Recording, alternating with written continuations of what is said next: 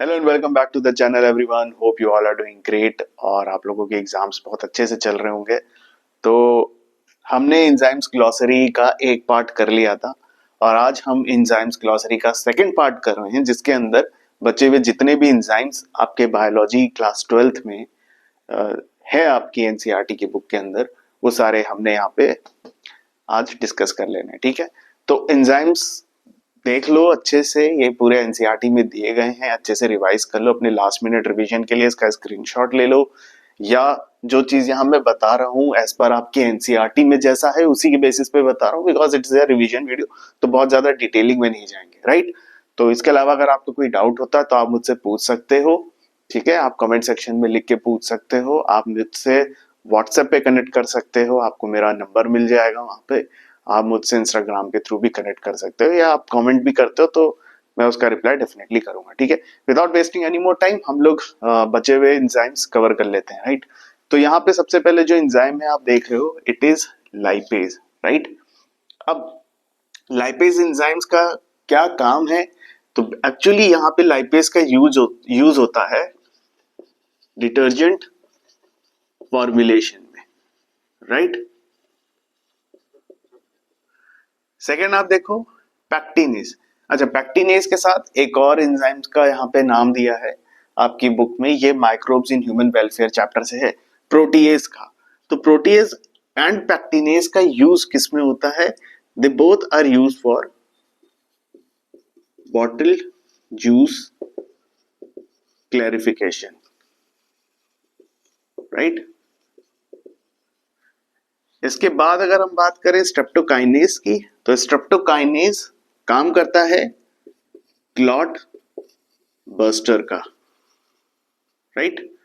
Next है adenosine D एमिनेज। ठीक है, एडिनोसाइन डी एमिनेज का रोल होता है इम्यून सिस्टम में, राइट। नेक्स्ट है रिस्ट्रिक्शन एंजाइम। ये रिस्ट्रिक्शन एंजाइम आपके लिए इंपॉर्टेंट है, जिसको मॉलिक्यूलर सीजर्स भी कहा जाता है। और मॉलिक्यूलर सीजर्स के साथ साथ याद रखना ये न्यूक्लियेजेस होते हैं, ठीक है। और जो न्यूक्लियेजेस भी होते हैं ये दो तरीके के होते हैं, एक होता है एक्सोन्यूक्लियस, एक होता है एंडोन्यूक्लियस। डिफरेंस क्या है? एक्सोन्यूक्लियस डीएनए सेगमेंट्स के एंड पॉइंट से कटिंग करता है, ठीक है। वेयरएज एंडो की अगर हम बात करेंगे तो ये स्पेसिफिक पॉइंट से कट करता है सेक्शंस को, ठीक है, डीएनए सेगमेंट्स को स्पेसिफिक पॉइंट से कट करता है। इसके बाद है लाइसोजाइम, ठीक है। अब लाइसोजाइम का रोल होता है बैक्टीरियल इन्फेक्शन के अगेंस्ट डिफेंस मैकेनिज्म में, ठीक है, लाइसोजाइम का रोल है। Cellulase, cellulase is related with the cell wall of plant, ठीक है। प्लांट में जो उसका कॉम्पोजिशन होता है सेल वॉल का, ठीक है, तो वो होता है सेल्यूलोज। सेल्यूलोज का ब्रेकडाउन कौन कर रहा है? सेल्यूलेज। सिमिलरली काइटिनेज, काइटिनेज हम बात करते हैं फंजाई के अंदर, ठीक है, और यहां पर प्लांट की, ठीक है। Because on the basis of the cell wall composition उनका ब्रेकडाउन कौन कर रहा है? Cellulase in case of cellulase, cellulose of plant, और काइटिनेज में फंजाई, ठीक है। इसके बाद आ जाते हैं हम राइबोन्यूक्लियेजेस। राइबोन्यूक्लियेजेस का वही काम है जो हमने आरएनएजेस के बारे में डिस्कस करा था, राइट। उसके बाद टैग पॉलीमरेज पे अगर हम आ जाते हैं, तो टैग पॉलीमरेज, पॉलीमरेज हमें पता है कि जब हम भी रेप्लिकेशंस की बात करते हैं तो उस समय पॉलीमरेज एंजाइम्स का एक बहुत बड़ा रोल होता है। टैग क्या है? बेसिकली टैग जो है ये बैक्टीरिया है, ठीक है, जो टेम्परेचर रेजिस्ट कर सकता है, ठीक है। इसमें प्रॉपर्टी ये है कि ये टेम्परेचर रेजिस्टेंट होता है। और टैग पॉलीमरेज का हम यूज किस में कर रहे हैं? पीसीआर में, पॉलीमरेज चेन रिएक्शन के अंदर, ठीक है। Up to 70 to 75 degree Celsius हम कह सकते हैं कि ये जो है ये टेम्परेचर रेजिस्ट कर सकते हैं। टैग एक्सट्रैक्शन हो रहा है किससे? बैक्टीरिया से, जिसको बोलते हैं थर्मस एक्वाटिकस, ठीक है, थर्मोस्टेबल है। और कौन सी स्टेज पे हम यूज करते हैं? पीसीआर के अंदर 3 स्टेप्स होते हैं, हम इसका यूज करते हैं एक्सटेंशन में, राइट।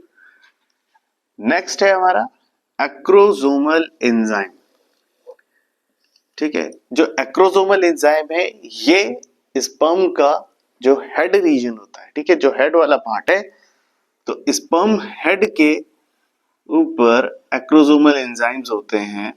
अब एक्रोसोमल एंजाइम्स में जो है कॉम्पोजिशंस वो है हियालुरोनिडेज, ठीक है। और ये करेंगे क्या, ये पेनिट्रेशन में रोल करेंगे इन ओवम, ठीक है। नेक्स्ट है हमारा फिनाइल एलेनिन हाइड्रोक्सिलेज।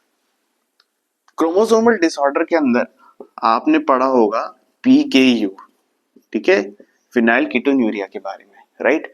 अब फिनाइल कीटोन्यूरिया के अंदर क्या होता है, अगर ये फिनाइल एलेनिन हाइड्रोक्सिलेज जो है प्रॉपरली सेक्रीट नहीं होंगे, लैक करेंगे, तो क्या होगा, फिनाइल एलेनिन का एक्यूमुलेशन होगा, जिसकी वजह से सर्टेन रिटार्डेशंस की कंडीशंस होंगी इन ग्रोथ, ठीक है, mental health and mental growth development में रिटार्डेशंस आएंगी। तो ये फिनाइल एलेनिन हाइड्रोक्सिलेज करता क्या है, एक्चुअली फिनाइल एलेनिन को कन्वर्ट करता है इनटू टायरोसिन, ठीक है। लेकिन ये एंजाइम्स प्रॉपरली सेक्रीट नहीं कर पाती है क्रोमोसोमल डिसऑर्डर्स के अंदर, जिसकी वजह से इसके एक्यूमुलेशंस कॉज करते हैं रिटार्डेशन, ठीक है। ये बात होगी फिनाइल एलेनिन हाइड्रोक्सिलेज की।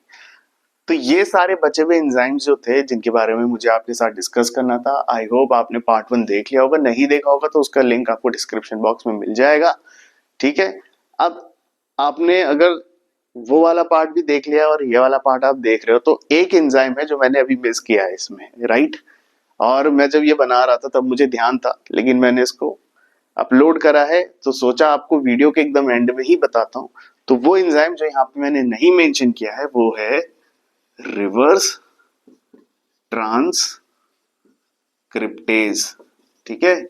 और ये बहुत इंपॉर्टेंट है, ठीक है, इसीलिए मैंने ये छोड़ा ताकि आपको अपनी जो रिवीजन, आपकी जो तैयारी है उसका एक एनालिसिस हो पाए कि आप कोई चीज ऐसी तो नहीं है जो आपसे मिस हो रही हो, ठीक है। तो रिवर्स ट्रांसक्रिप्टेज बहुत ही इंपॉर्टेंट है। और ये करता क्या है, रिवर्स ट्रांसक्रिप्टेज हम नाम से ही समझ रहे हैं, ट्रांसक्रिप्शन का जो प्रोसेस होता है वो क्या है, वो DNA टू RNA की तरफ है, ठीक है। रिवर्स रिवर्स जब कंडीशन आ गई तो यहाँ पे RNA से DNA फॉर्म हो रहे हैं, सिंपल सी बात है। अब ये हो किसके केस में रहा है, ये हो रहा है HIV के केस में, ठीक है। तो ये पार्ट 1 एंड पार्ट 2 मिला के आपके जितने एंजाइम्स थे यहाँ मैंने कवर कर लिए। इसके बाद अगर आपको कोई भी डाउट रहता है तो आप कमेंट सेक्शन में लिख के पूछ सकते हैं। मिलते हैं आपसे नए वीडियो में, till then take care and all the best scholars.